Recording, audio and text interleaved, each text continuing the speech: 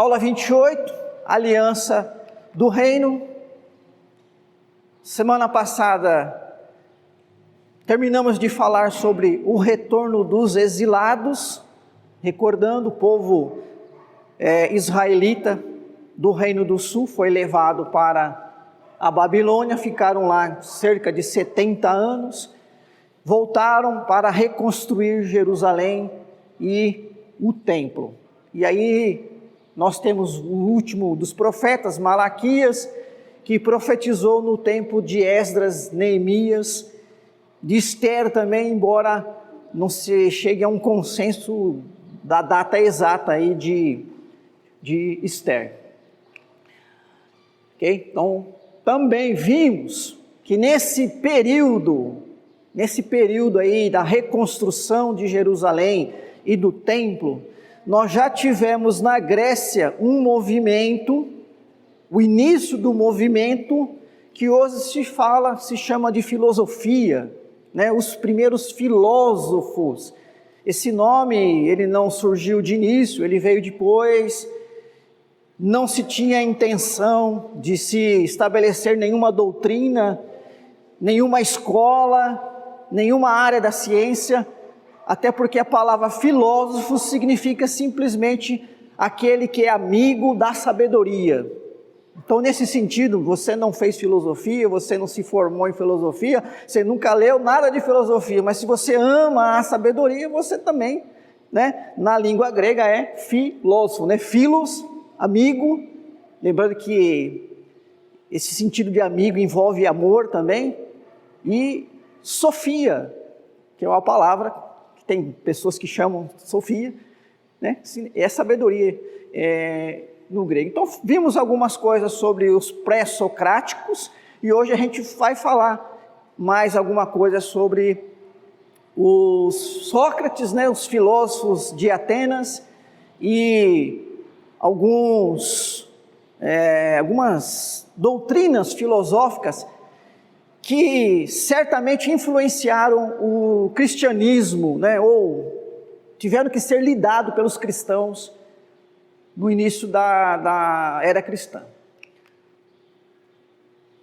Hoje nós vamos iniciar então esse chamado período interbíblico, que é esse período que vai do profeta Malaquias até João Batista, que é um profeta da transição, né? Ele é do Antigo Testamento, no sentido da antiga aliança, mas ele já está preparando, ele veio para preparar, né? E ele vive o momento da chegada de Jesus, no qual foi estabelecido a nova aliança. Mas lembrando que João Batista morre antes de Jesus, então ele não acompanha, ele não chega a ver Jesus crucificado, nem ressurreto. Ele morre antes, né?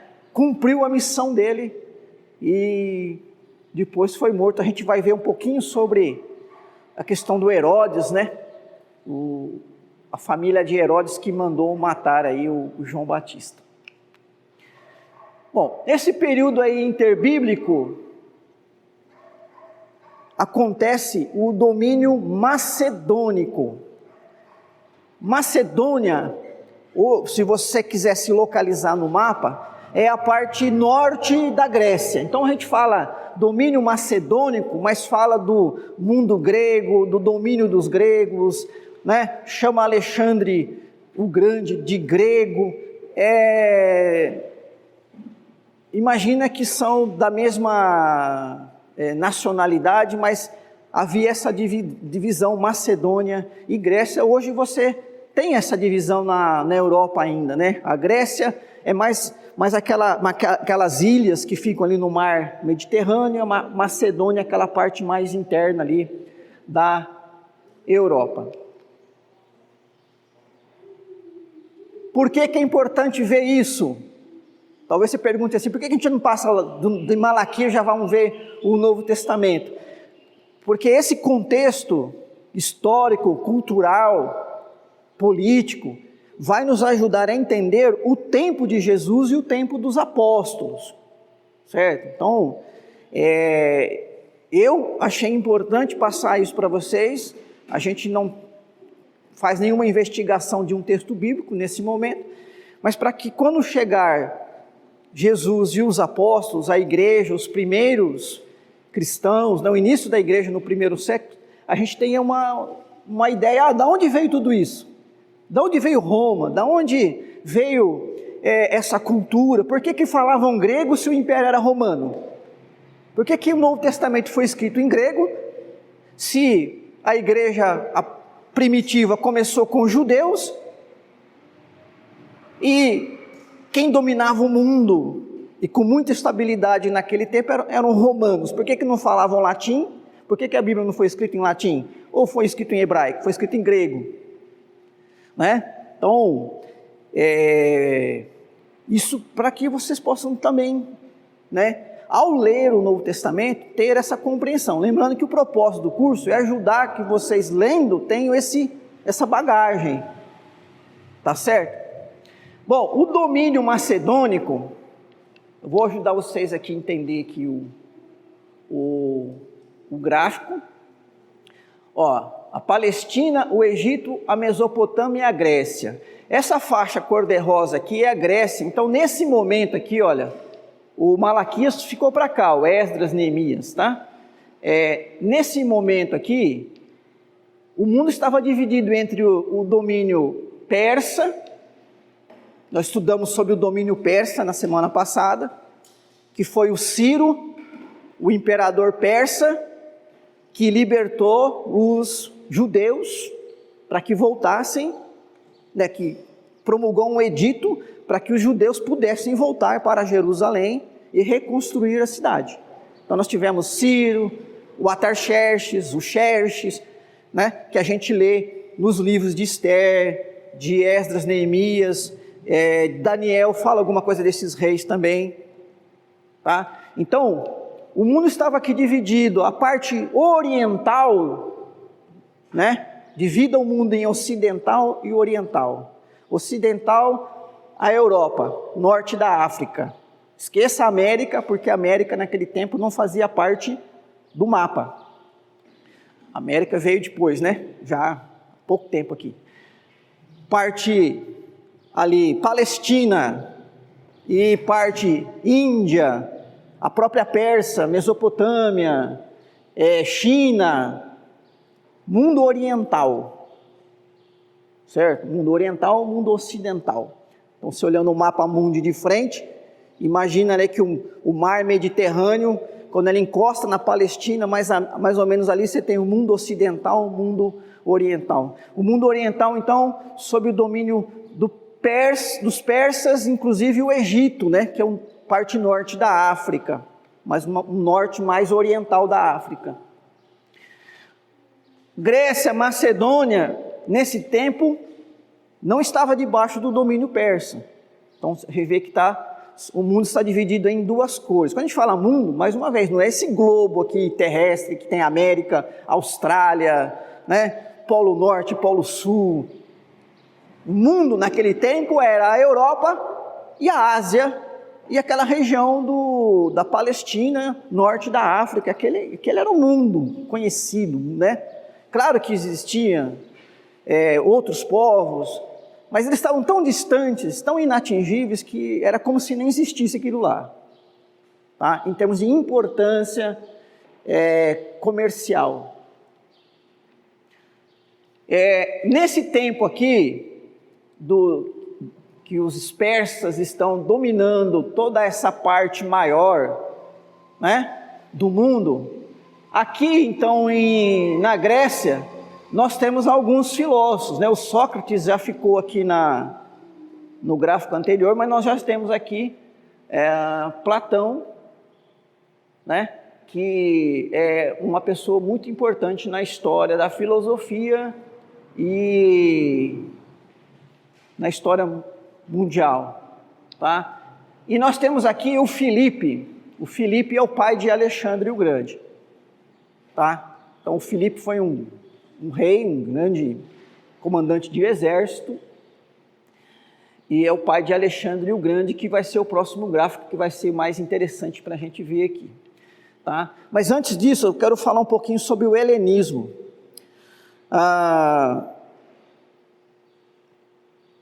quando o filho de Filipe, então, o Alexandre, depois conhecido como Alexandre o Grande,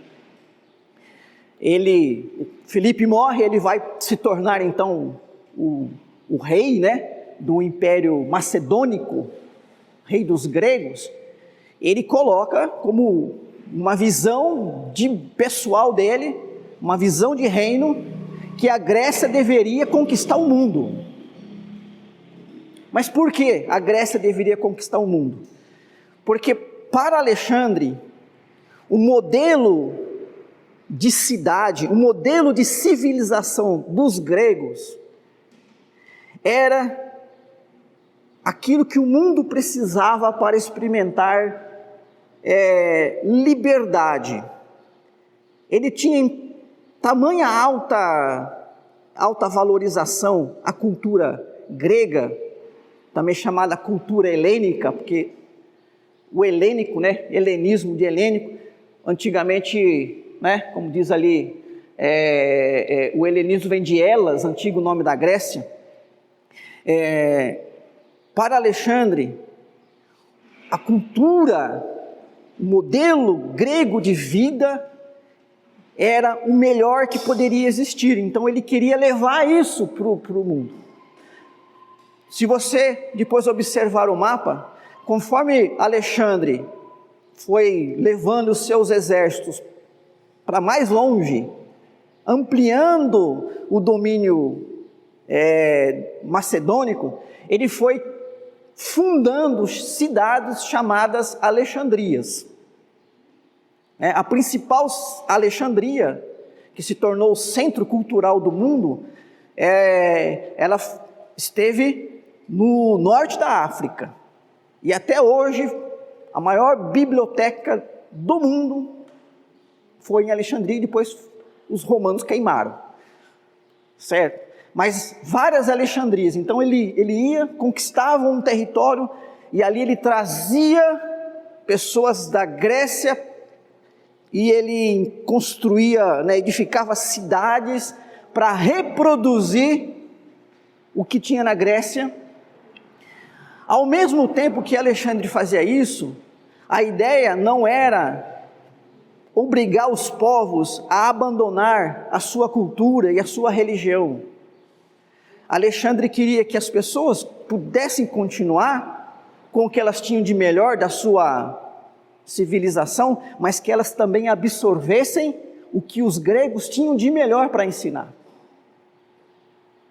Então, o helenismo é esse ideal grego que nasceu aí na mente de Alexandre, né? ou ele, pelo menos, com o poder dele, reproduziu isso de uma forma eficaz, para fazer com que o mundo todo tivesse o que de melhor os gregos poderiam oferecer em termos de cultura, de política, né? De vida social e, claro, de conhecimento. Porque a gente já viu na aula passada que uma das principais características dos filósofos pré-socráticos foi o uso da razão para tentar entender o mundo.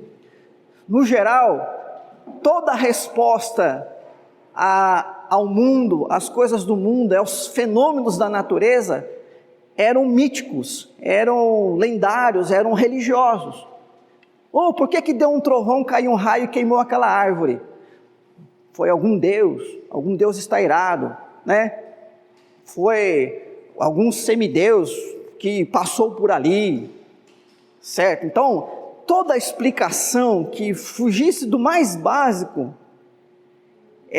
tinha uma resposta nos mitos, ou até mesmo religiosos.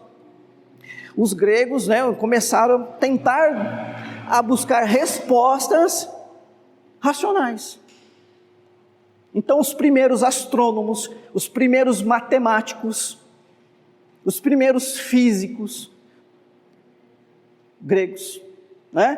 Pitágoras, Euclides, primeiro médico, mas o mais famoso, Hipócrates, já viram falar, né? Todo médico ainda hoje faz o juramento de Hipócrates, grego, né?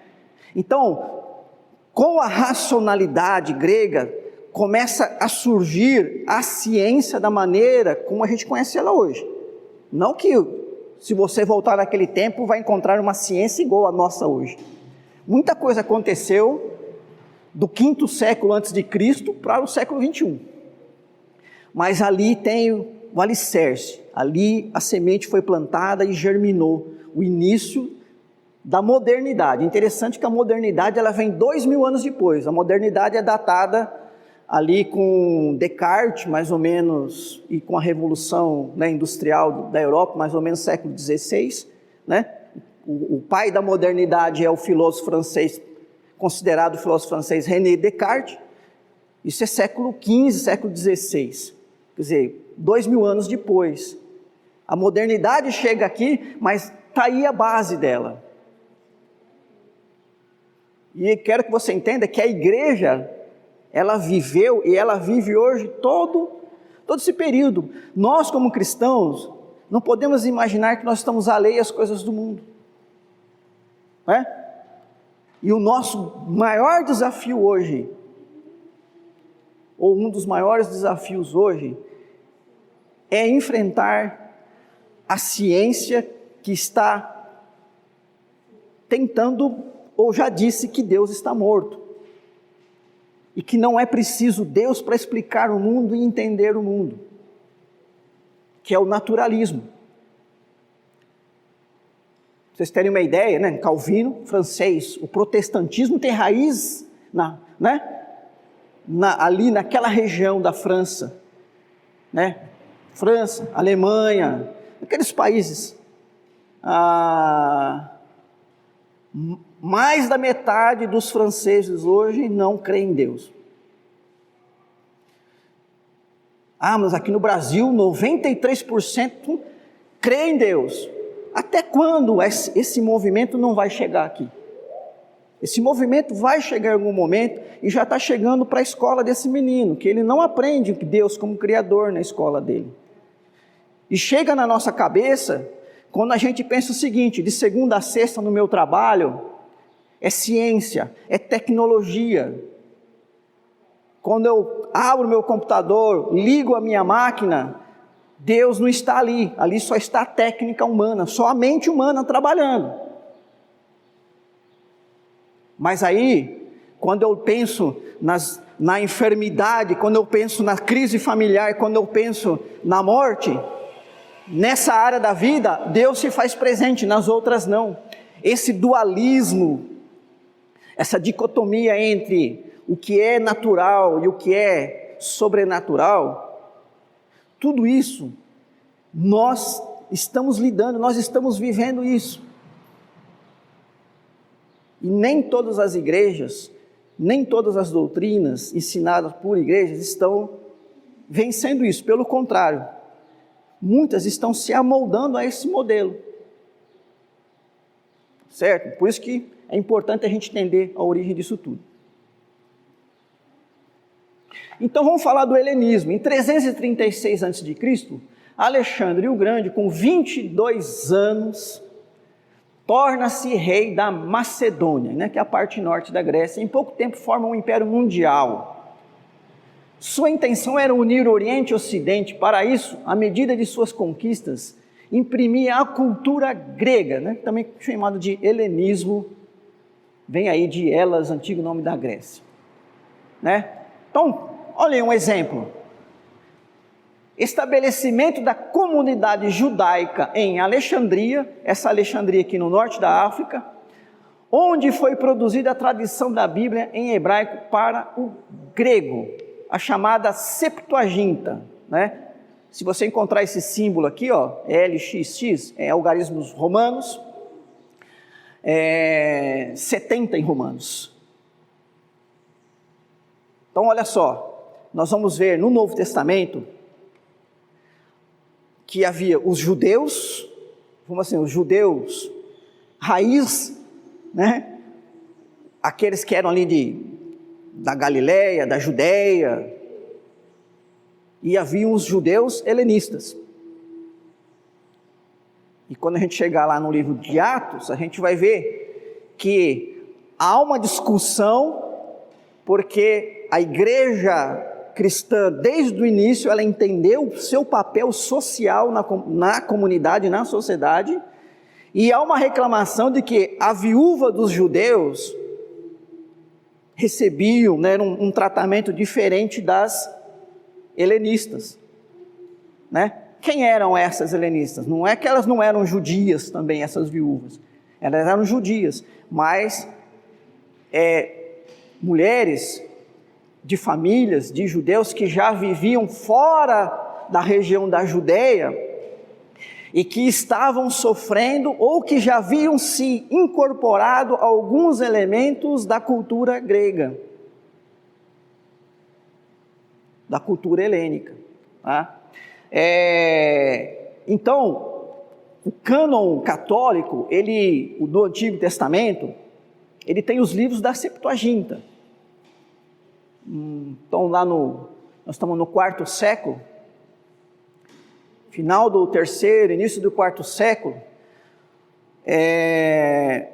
os judeus, havia tantos judeus espalhados pelo mundo grego, que alguns já não tinham a língua hebraica como a primeira língua, né?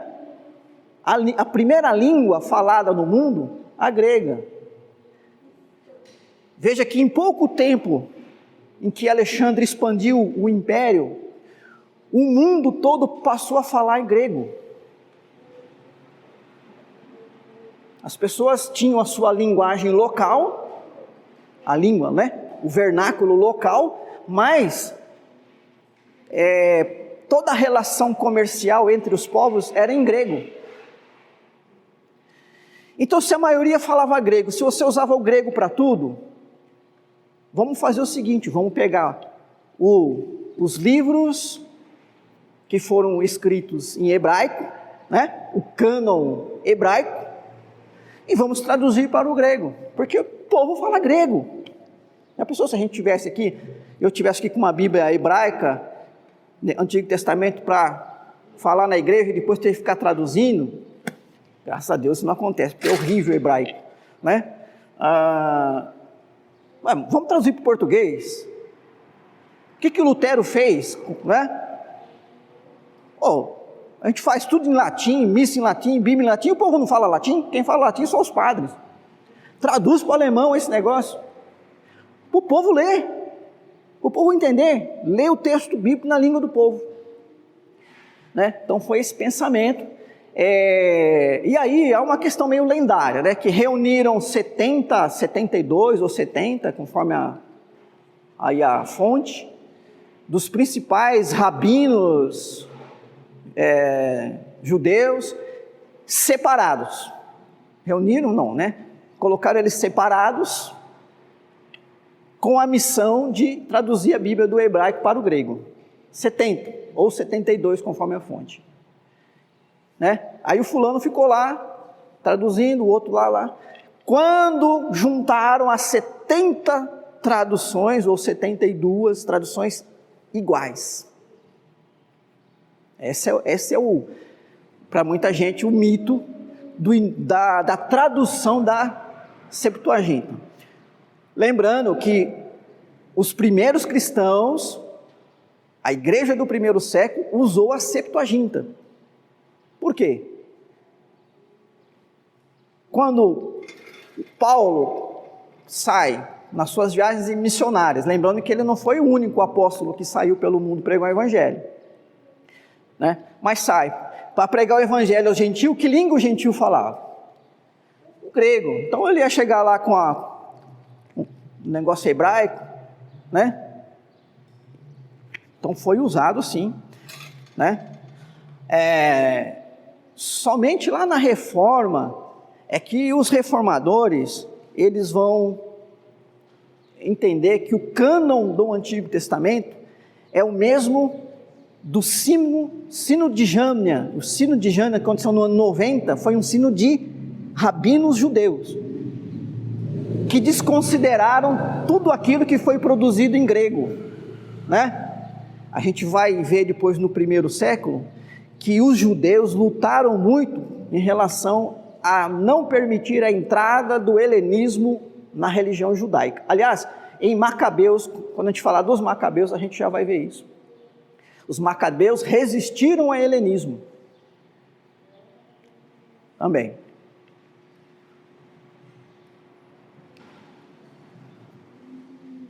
Bom, em 323, então um pouco tempo depois, né? Alexandre morre. Como não tinha herdeiros, seu império fica dividido entre 2 dos seus generais. Na verdade são 3, mas depois um terceiro foi absorvido aí, tá? Ptolomeu, com domínio sobre o Egito e a Palestina, a capital então do Império Macedônico, sob o domínio ptolomaico, na capital Alexandria, essa cidade que eu falei para vocês no norte da África. Seleuco, com domínio sobre a Síria e Mesopotâmia, capital Antioquia, aquela cidade que aparece no Novo Testamento, que Paulo vai lá para Antioquia, né? A gente vê aí a importância dessa cidade. No ano 198 a.C., então 200 anos antes de Cristo, os Seleucidas, né? Aqui, ó. Por que Seleucidas? Porque o primeiro general, né, o Alexandre morreu, não tinha um herdeiro, dividiram. Então esse Seleuco, um desses seus generais chamado Seleuco, ficou com esse domínio sobre a Síria e Mesopotâmia. E aí os próximos passaram a ser chamados também, né, Seleucos. E conhecido então como Seleucidas. Os Seleucidas assumiram o seu domínio sobre a Palestina no ano 200. Aqui, nesse tempo aqui, tem os Macabeus que a gente vai ver. Ó, esse quadro continua aquele outro. Então veja que agora aqui está tudo rosa. Tá? Ó, Alexandre o Grande aqui, ó. Tá certo? Então, com Alexandre o Grande, todo mundo conhecido ali, até, todo não, né? Claro que eu falei para vocês, tinha regiões tão distantes e que não deu para o Alexandre, em pouco tempo de vida, conquistar. Mas a ideia dele era ir até o fim. Todo mundo agora está debaixo do domínio macedônico. Tá? Então ficou tudo rosa. E aí a gente vai ver que no final, a segunda metade do primeiro século, vai ficar tudo verde, que é o domínio romano. Então o mundo vai passar da mão dos gregos para os romanos. Tá? E o Império Romano, que começa aí na segunda metade do primeiro século antes de Cristo, ele vai mais ou menos até o século V da era cristã já, então ele dura bastante. Tá?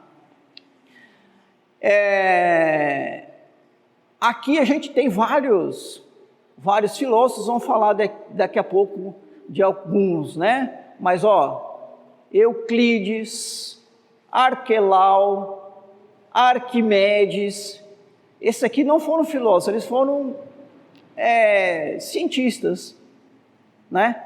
Então, você vê que com os gregos nasce, ou pelo menos toma forma a ciência como a gente conhece mais ou menos nos dias atuais, né? Com a morte de Alexandre, então, passou a ter aqui, olha, dois domínios, né? A parte do Egito e a Macedônia, os Ptolomeus. Então, Ptolomeu I, Ptolomeu II, Ptolomeu III. Na parte da Pérsia e também depois na Palestina, o Seleuco, né? O primeiro aqui, ó, Seleuco I, depois vem Antíoco I, Antíoco II, Seleuco II, Seleuco III, tá? Então vai havendo, o mundo fica macedônico, mas dividido nesses dois principais domínios aí desses generais aí.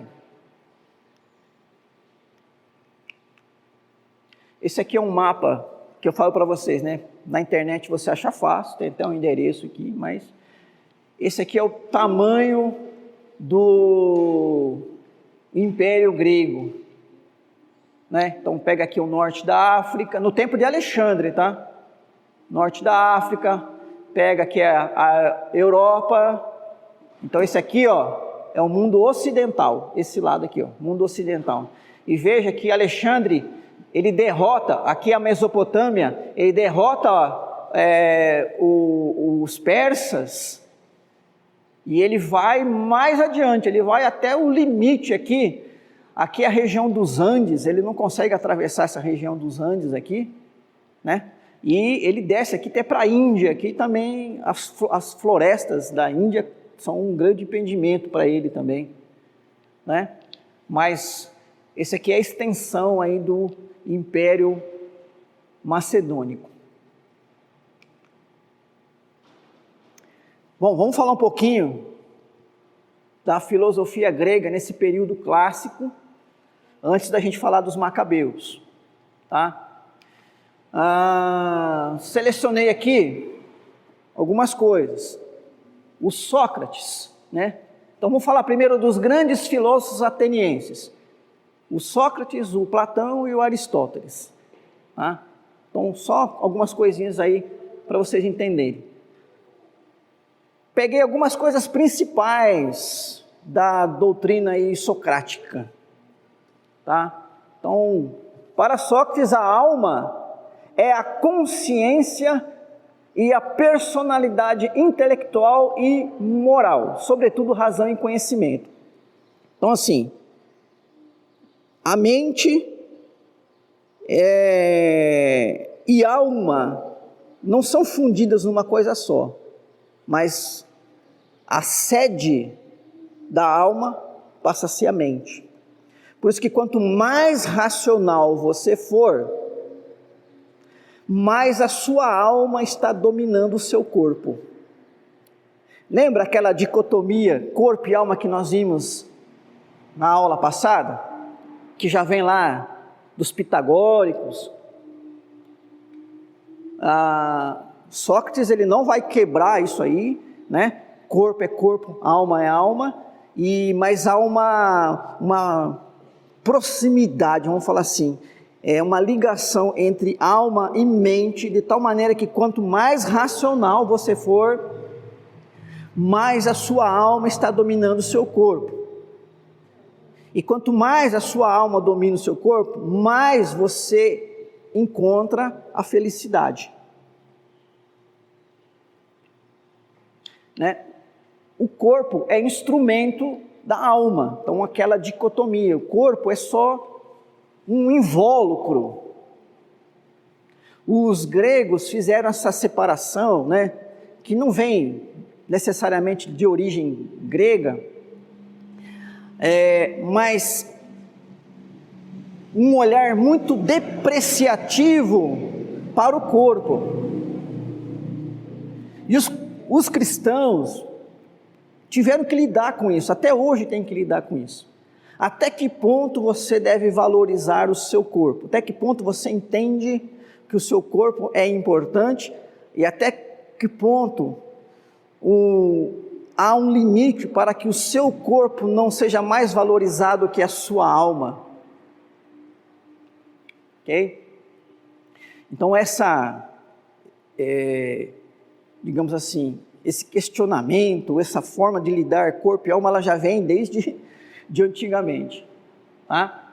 Bom, a virtude da alma, lembrando que virtude é uma palavra grega que significa excelente, o que é mais excelente. Então o que você pode fazer de melhor? Qual é a melhor coisa que a alma pode fazer? Qual é a virtude da alma? A ciência. Não é ciência física, química, biologia, é a ciência no sentido do conhecimento racional, um conhecimento que não é mera opinião. Sócrates, ele vai separar bem, tanto ele como Platão, o que é opinião, o que é conhecimento. E no geral, eles vão dizer o seguinte, que o que as pessoas têm a dizer é opinião e não é conhecimento. Porque o conhecimento ele é igual verdade. Então, o Sócrates entende, né, que quando você adquire conhecimento, você encontrou a verdade. Por isso que o conhecimento, a ciência, é a maior virtude da alma, porque a nossa maior virtude é conhecer e encontrar a verdade e viver a verdade, né? Lembrando que esse conhecimento científico que você está falando, ele já é o conceito moderno de ciência. Hoje a ciência divide o conhecimento entre a ciência experimental, que é a ciência verdadeira, que é a que pode te levar à verdade dos fatos, e existe o conhecimento experiencial, que são as nossas experiências subjetivas, né? Então, por exemplo, eu falo assim, Ribeirão Preto é uma cidade maravilhosa, isso é experiencial. A ciência vai olhar para Ribeirão Preto e vai analisar os dados econômicos, políticos, de violência, de estrutura, de governo, de moradia, de emprego, e aí a ciência vai dar uma nota.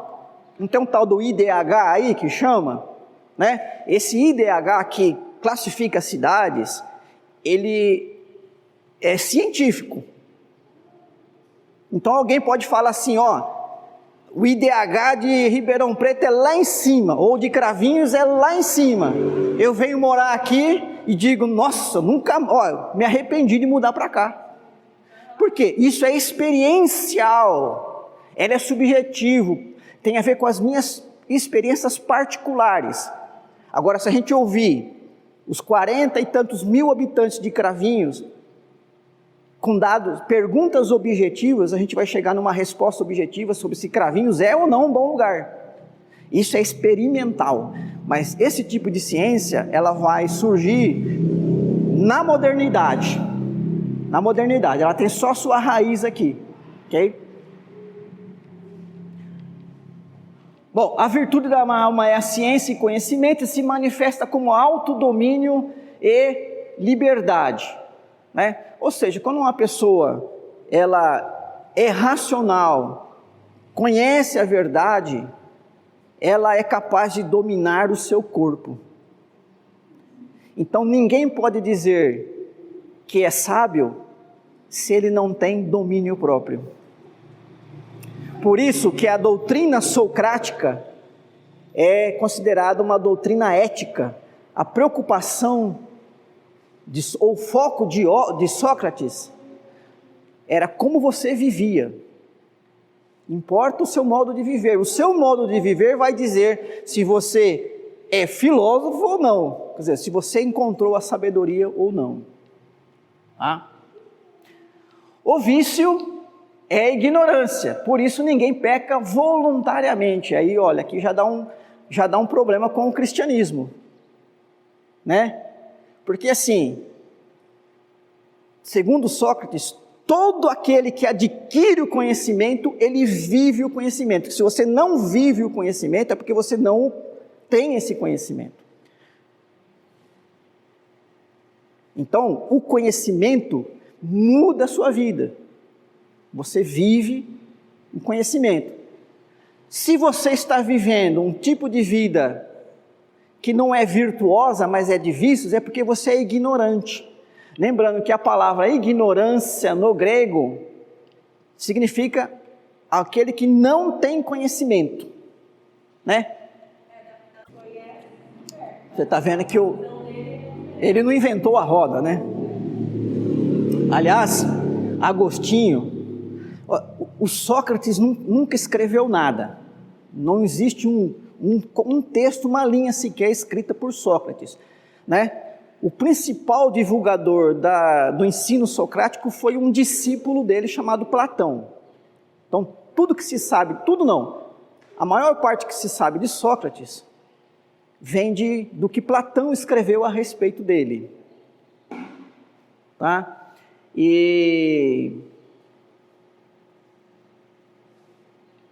Bom, o vício é ignorância.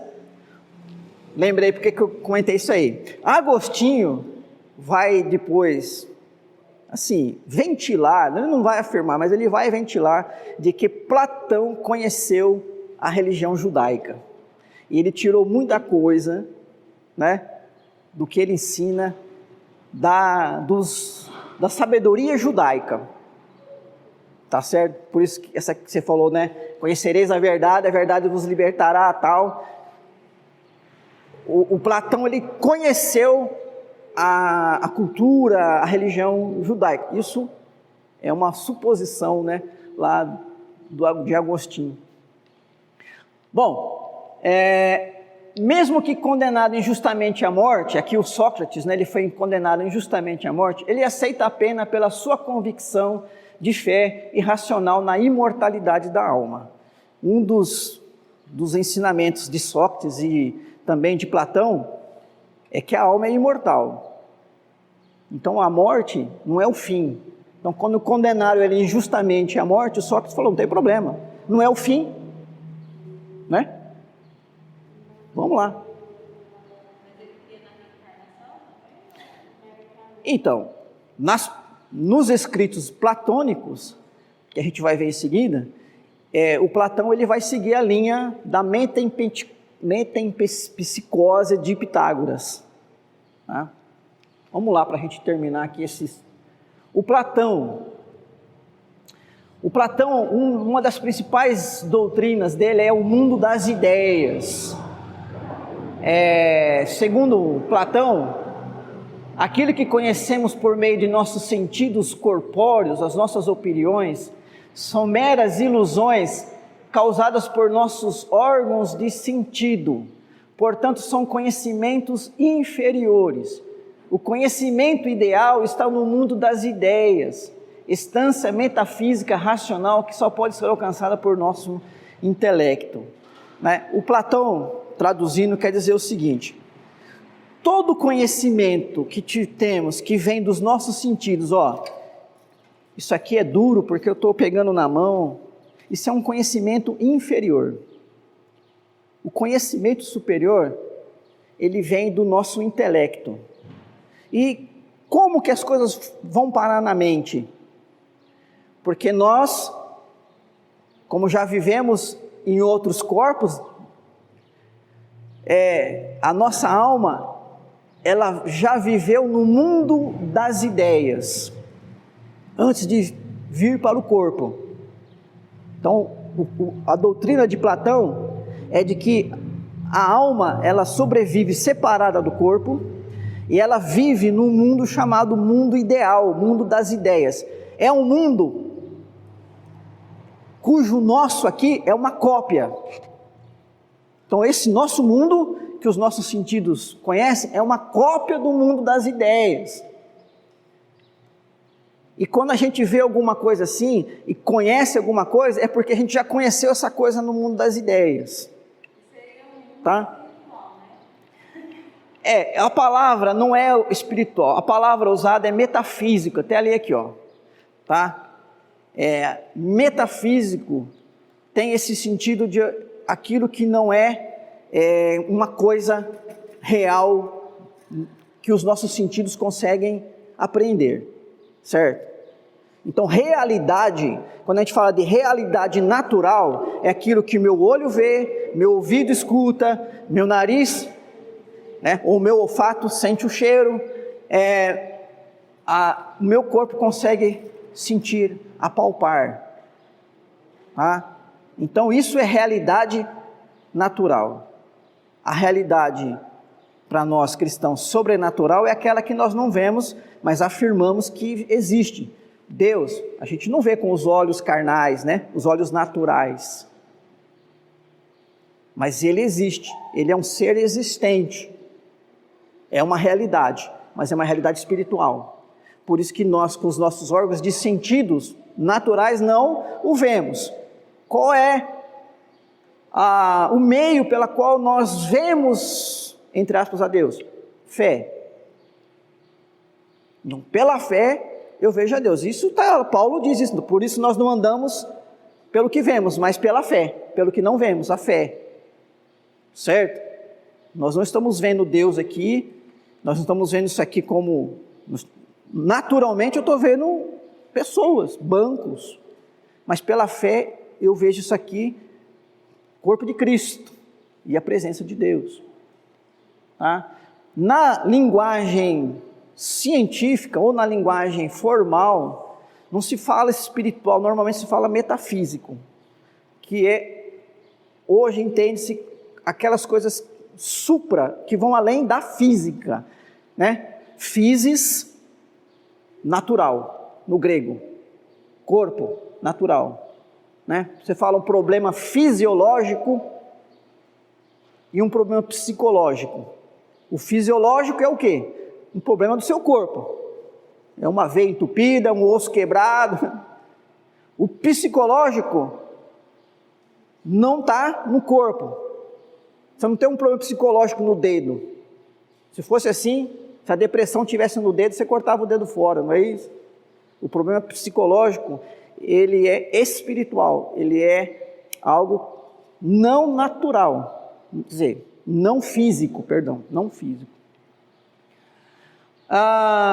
O mundo sensível, este universo representa a realidade material na qual vivemos. Ele nada mais é do que uma cópia do mundo das ideias. Por isso ele é imperfeito, mortal e finito. Tá? Esse é o ensinamento aí de Platão. Vamos parar aqui, a gente vai continuar na próxima aula e falar do Aristóteles, falar do estoicismo e do epicurismo, e aí falar dos macabeus.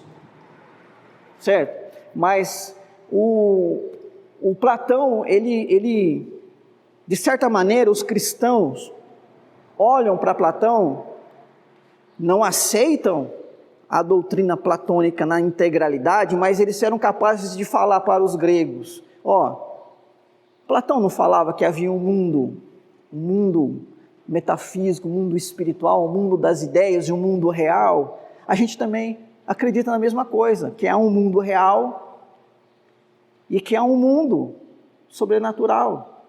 Só que esse mundo sobrenatural não é um mundo de ideias, um mundo de almas desencarnadas. É um mundo de Deus, dos anjos. Né? Então, vocês vão perceber que foi muito mais fácil para os cristãos conciliar, ou pelo menos conversar com os gregos de linha platônica, com aqueles gregos de linha mais materialista, que diziam, não, o que existe é esse mundo e nada mais. Tá? O próximo, que é o Aristóteles, ele tem uma tendência muito mais material do que esses dois primeiros aí. Tá certo? Bom, gente, nós vamos encerrar aqui.